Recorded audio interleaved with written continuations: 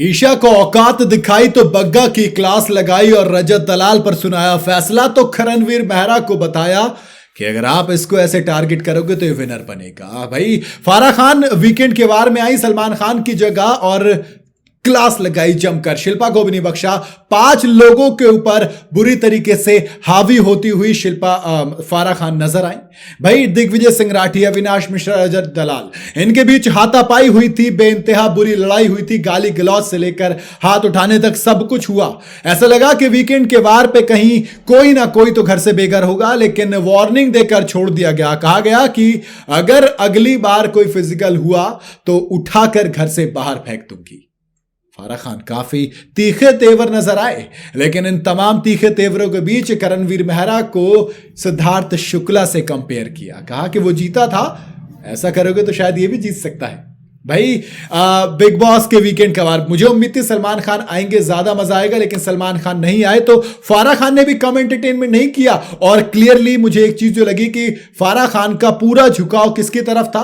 वो पूरा झुकाव था करणवीर मेहरा की तरफ।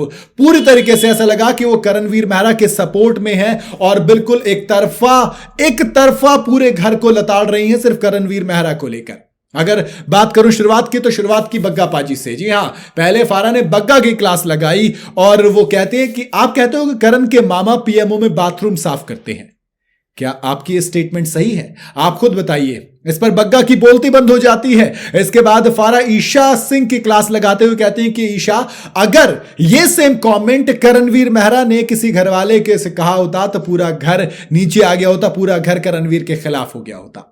और यहीं से कहानी पहुंचती है ईशा के ऊपर। ईशा को भी फटकार पड़ी। फारा खान ने ईशा को ई फॉर इविल कहते हुए पूरे घर में करण की ही बातें, उनकी चुगली करते हुए कहा कि भैया आपके पास और कोई काम नहीं है। वो ईशा से पूछती है कि क्या आप करणवीर से जलती हैं?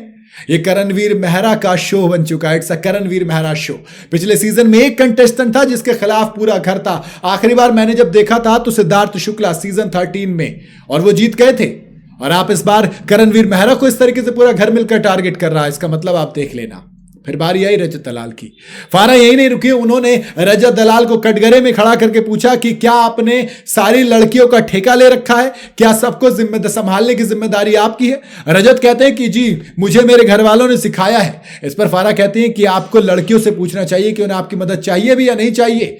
फिर लड़कियों से पूछती हैं क्या किसी को चाहिए मदद? सब के सब मना कर देते हैं कि उन्हें मदद नहीं चाहिए रजत दलाल की। इसके बाद फारा कहती हैं कि किसी को आपकी मदद नहीं चाहिए। समझ में आ गई? फिर वार्निंग देते हुए कहती हैं अगली बार अगर आपने हाथापाई की तो आपको शो से बाहर कर देंगे।